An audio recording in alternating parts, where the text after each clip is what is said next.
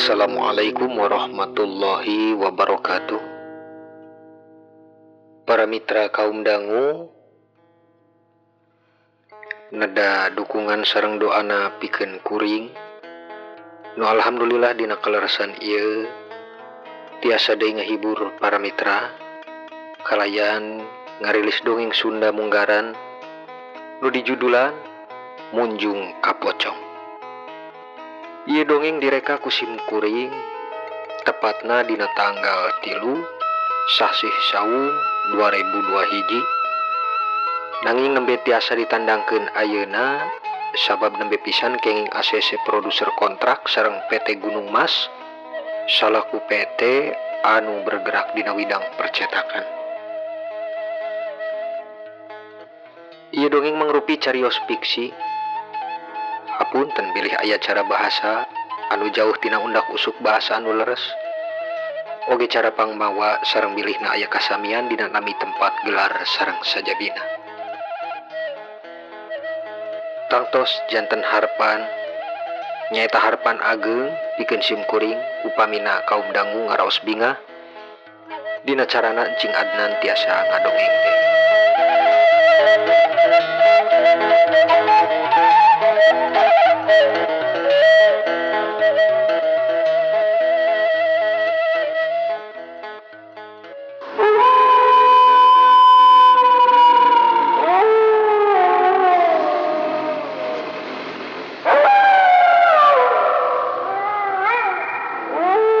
Carios nyaritakeun hiji lalampahan nu banget salahna dilakukeun ku Mang Uhar jeung Nyi Ince. Gedena cocobi dunya bakal mantun kanistaan pikeun jalmi nu tipis iman ka Allah. Saestuna manusa aya dina karugian anging jalmi anu iman sareng sobar dina takwa ka Allah nu bakal untung di akhirat nu janten alam kalanggengan urang sadaya. Mangga urang awalan wae ieu dongeng teh ku nyebatkeun bismillahirrahmanirrahim.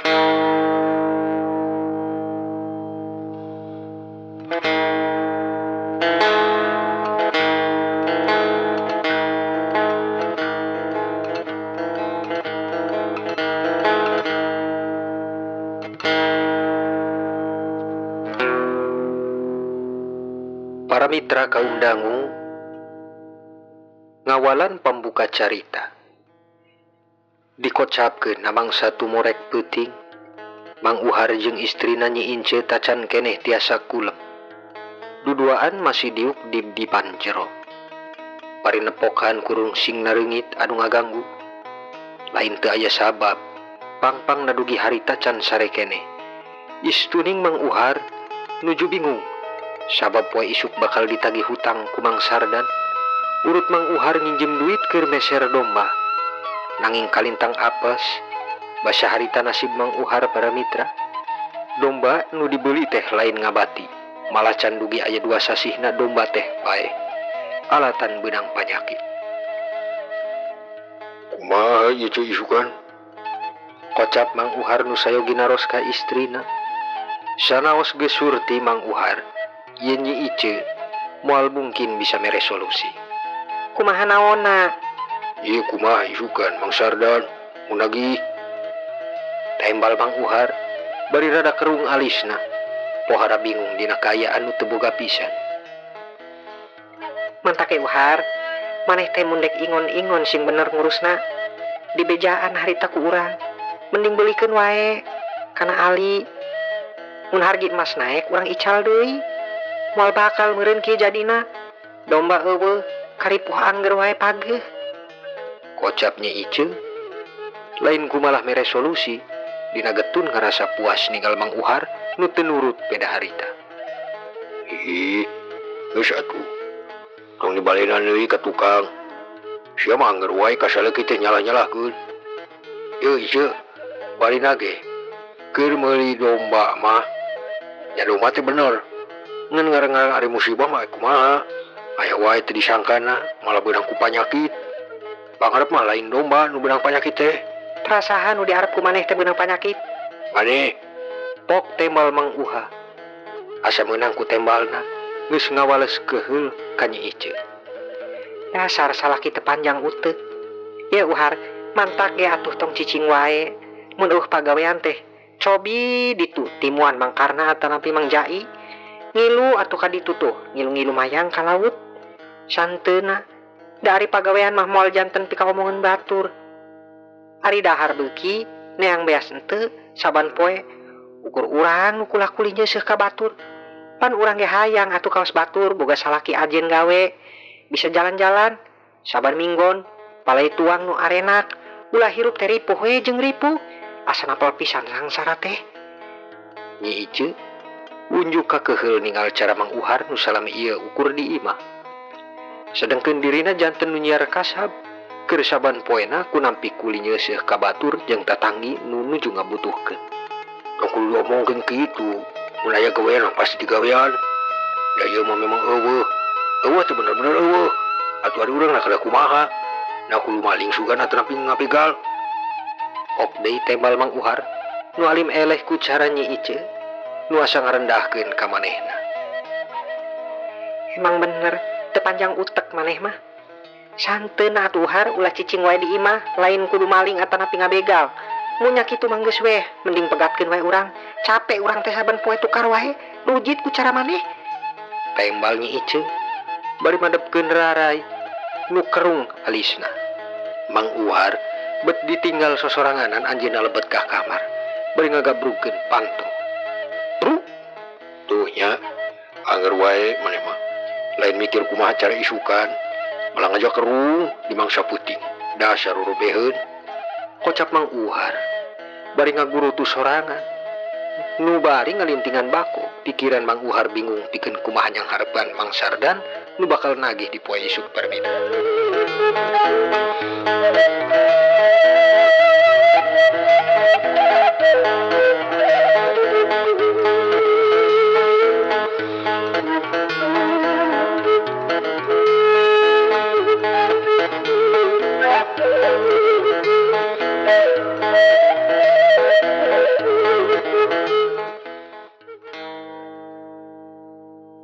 Mitra kaundangu dicarioskeun di wayah Carangcang Tihang.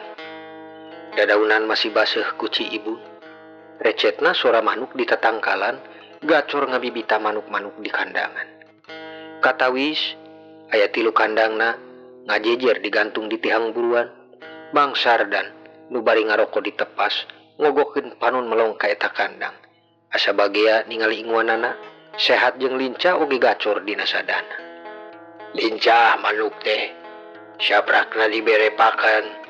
Anu cocok mah teu cara kamari. Nu asa benten di sadana oge. Kocap Mang Sardan bari bangga ningal kalincahan inguanana. Sabab kamari manukna salah dibere pakan. Nepikeun teu gacor pisan cara ayeuna nu bringas ngengkrak tarik nyiciut dina sadana. Ona, saur Mang Sardan. Kanyi Onah salaku istrina nu nuju di pawon. Teu lami Nyi Onah nyampeurkeun ka Mang Sardan bari mantun beas dina boboka anyar nyandak ti padaringan.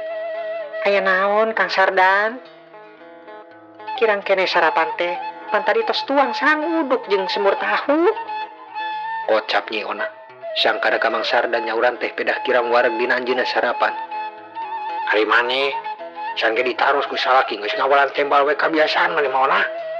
Lain eta akan diknaros. Ari Mang Hajo kamari masian setoran kacang teu. Tembal Mang Sardan bari nyentrek ka Nyi Onah nu kabiasaan ana sok ngawalan tembal sateu acan meunang tarosan. Oh eta sugan teh kirang wareg sarapanana. Dangagang wae ka urang. Panas urang teh nuju ripuh di pawon ari jam sakieu mah. Oh eta. Matak mun salaki nyauran teh dengekeun heula. Rek taros naon, ulah wae nembal ari can ditaros mah. Beja Mang Sardan bari rada baheul. Nembalan ka Nyi Onah alatan sok aya jengkelna. Mun pareng nyauran istrina sok kabiasaan di awalan tembal. Mun hampura atuh Kang, hampura. Eta Mang Ajo teh beurang kamari masihan duit ka urang. Duit teh tos heep dibelikeun barang anu kamari mah. Sesana dipeserkeun pur manuk. Nu, pur manuk napan nu saur akang pi warang meser di toko pur Abah Warta. Belikin barang naon ari maneh. Kabiasaan deui wae tara bebeja mun aya duit asup teh. Ari kosong we rewel ngaliwatan ijem topeng banjut teh maneh teh ah. Hari istri mah sadayana ge kitu Kang. Mun aya duit pawon jeung leuwit pinuh moal rewel. Ari tongpes kantong kempes pasti rewel da bohongan aya salaki atuh. Ah bisa wae maneh nembalna maneh teh ah. Gue ke naon? Dugi saya ukur meser purma dukungkul ya teh. Tah, dibelikin ieu. Kongkorong salenjer.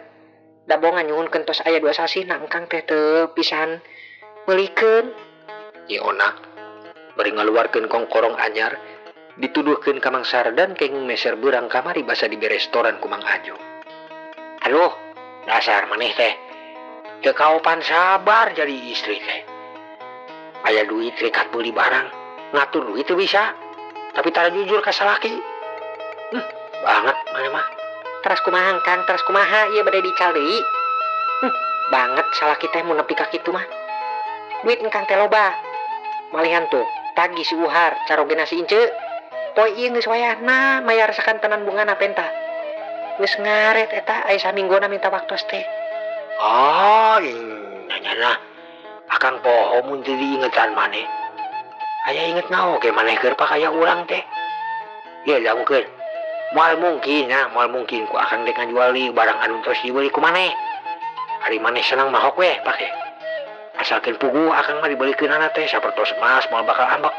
Tapi ari dipake teu pugu mah pasti ambek. Tembal Mang Sardan.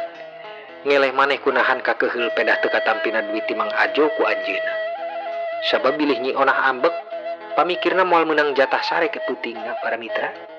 Di henteu-henteu oge, da Nyi Onah teh masih ngora, awak demplon rarai geulis buk lurus kulit bodas sok sakapeung jalan ka pasar mah masih sok aya wae anu ngagodana.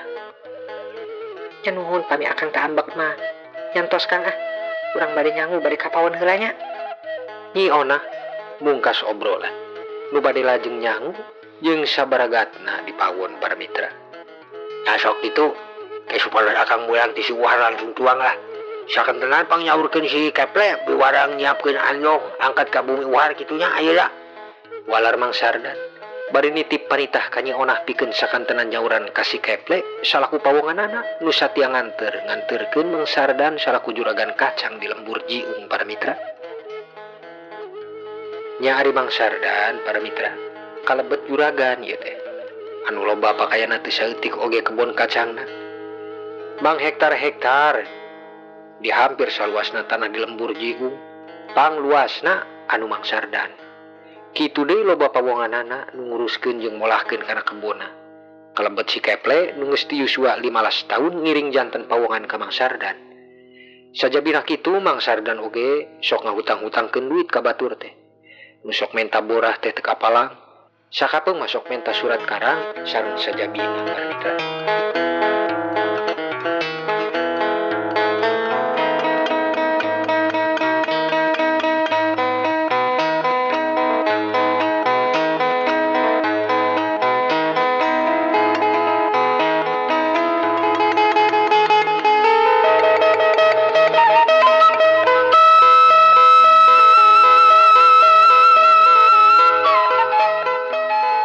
Mitra kaum dangu, harita di wayah rumangsang.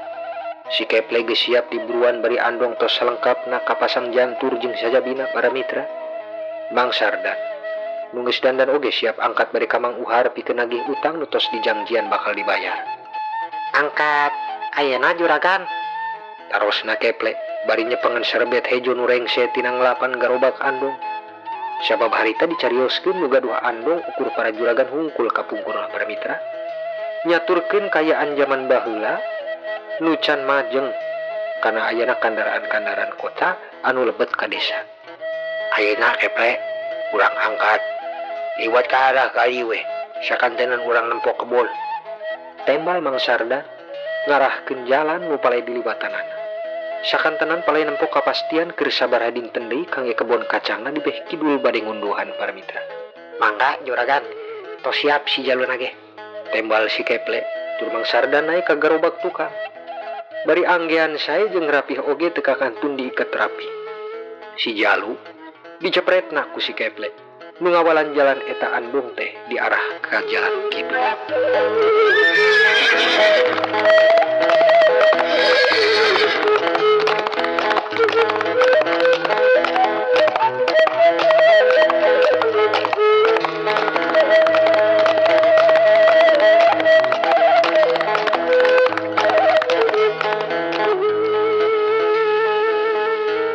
Para mitra kaum dangu, angin berang asa teu nyoba. Kaayaan nuju hareudang, kantenan rasa Mang Uhar, nu harita bari diuk ditepas keur ngabako. Nyi Ince, oge harita kalersan aya, nembe mulang rengse nyeuseuh ti kali kuli nyeuseuhkeun di istri juragan Aseh, tukang toko bako. Diupah teu sabraha ukur cekap keur meuli deungeun jeung nyang. Geus yangu teu. Keur, kedap deui ge asak. Urang buburu di Nyai Asmi, hatur lumayan di ebohan lauk asin keur poe ieu teh. Nya syukur. Ari dunungan aya adena ka urang mah. Sanajan ukur lauk asin ge da atuh lumayan eta teh ceu. Mang Uhar nembal, bari rasa diri nu teu puguh sabab terang yakin moal lami deui Mang Sardan bakal datang.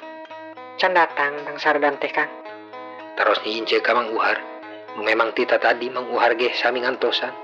Buku can datang wae. Panginten rada berangan. Ya pasti datang Mang Sardan mah. Moal henteu. Teras kumaha ke mun datang? Akang bari kumaha ngajawabna? Urang jawab bae naon ayana lah. Sugan menang keneh karinganan pikeun waktosna atuh ceu. Sabab akang kapikiran bari cobi ngiring kuli we di kebun juragan Tongcen nu urang Cina teh. Oh, juragan Tongcen saurna gaduh pabrik kayu teh Kang. Muhun eta. Tapi teuing panginten masih ngabutuhkeun kuli henteu kangge motongan kayu di leuweung. Ya gitulah. Hirup teh nah urang kieu-kieu wae nya ceu. Anak teu boga duit teu aya, utang loba. Pamasukan rata pisan eueuh. Tembal Mang Uhar nu ngemutan nasib dirina. Karoyom ku kasusah asa teu pisan incak nasib anu bungah para mitra.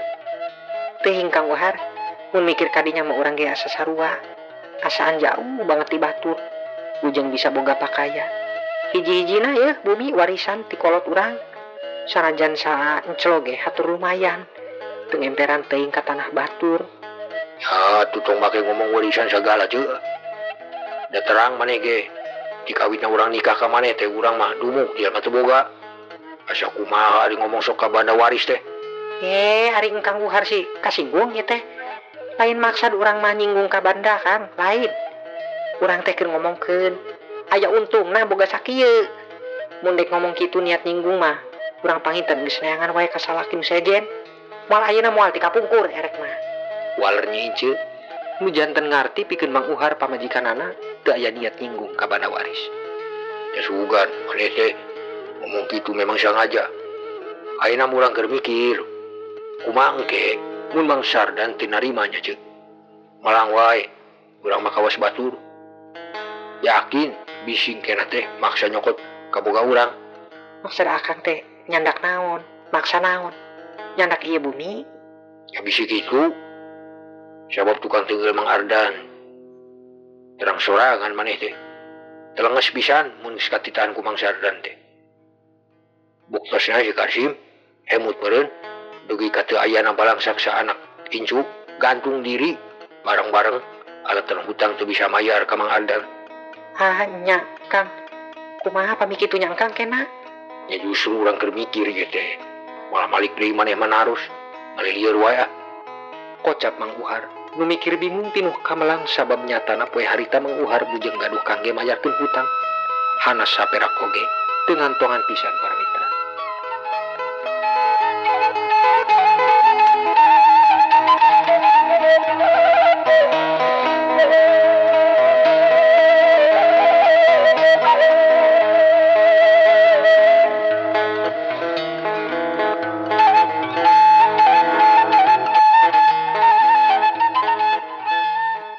Para mitra kaum dangu, estu nu geus ditunggu.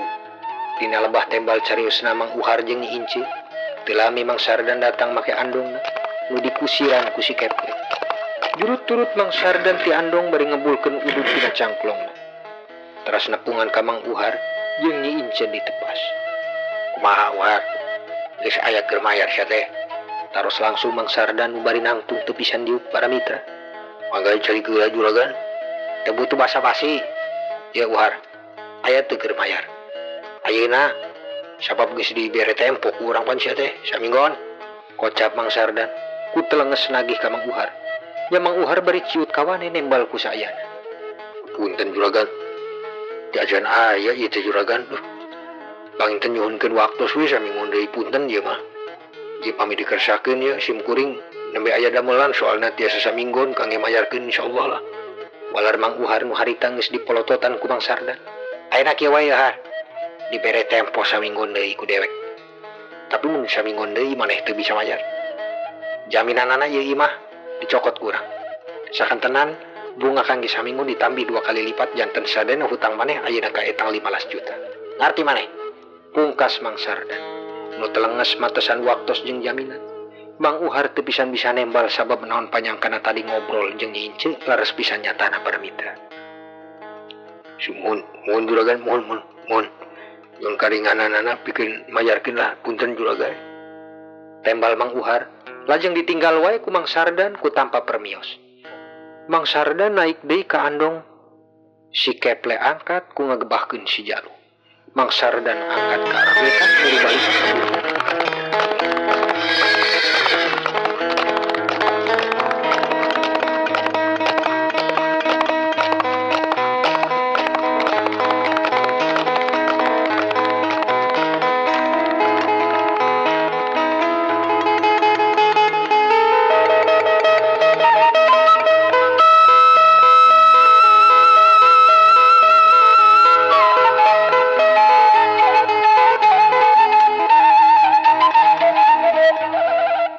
Mitra kaum dangu, Mang Uhar nu harita geus nampi katerangan pait ti Mang Sardan. Lajeng diuk bari leuleus, napasna engap, janten usa tadina lapar asa teu nafsu pikeun tuang. Tuh nya Cek. Kadenge urang balik. Naon sarurang teh nyata, sabab geus kitu kabiasaanna juragan Sardan mah. Telenges pisan. Memang salah urang ieu teh geus wani pisan nginjem ka manehna. Tapi da niat urang ge tadina mah keur mola duit ku meuli ganion. Dasar nasib malang gitu. Teras kumaha Kang? Da geus kapalang urang teh kajebur. Kapalang moal bisa diulang deui. Kumaha mun ke saminggon akang teh acan we bisa mayarkeun. Sedangkan tadi bungana malah janten 2 kali lipat mah. Palang siang bakal pasti ieu bumi mah digorod ku juragan Sardan ieu teh Kang. Tembal Nyi Ince sami bingung jeung nalangsa ngarandapan nasib nu dicindekan rezeki alatan utang ka Mang Sardan. Teuing juga. Ujung maneh awewe akang lalaki oge ringgeus kieu mah ripuh. Teu peuting urang pikiran wae kumaha cara jeung kedahna urang tiasa mayarkeun ieu hutang teh juga. Ayeuna akang balik ka kidul heula, coy balik ka juragan Tongcen nu buka pabrik potong kayu. Sugan yang sugan aya angin hade pikeun urang di beurang ieu atuh. Moal tuang heula Kang teh. Moal jah. Akang tos telapar sabrak Mang Sardan tadi ka dieu teh. Nyantos akang permios silanya. Pungkas Mang Uhar bari leumpang ngalang layung ka arah kidul. Nu bari ngajujuk ka bumi juragan Tongcen, urang Cina nu majeng rezeki pakaian di lembur compreng. Neng Nong para mitra. Neng Nong dongengna kabujeng Neng Nong deui. Dina ngawalan ieu dongeng panginten sakitu heula anu tiasa kapihatur. Insyaallah urang lajengkeun deui kana seri kaduana dina carios munjung ka pocong. Nyuhun dihapunten kana samudayaning kalepatan. Sapunyere pegatsi bae paturai patebang deui. Wassalamualaikum warahmatullahi wabarakatuh.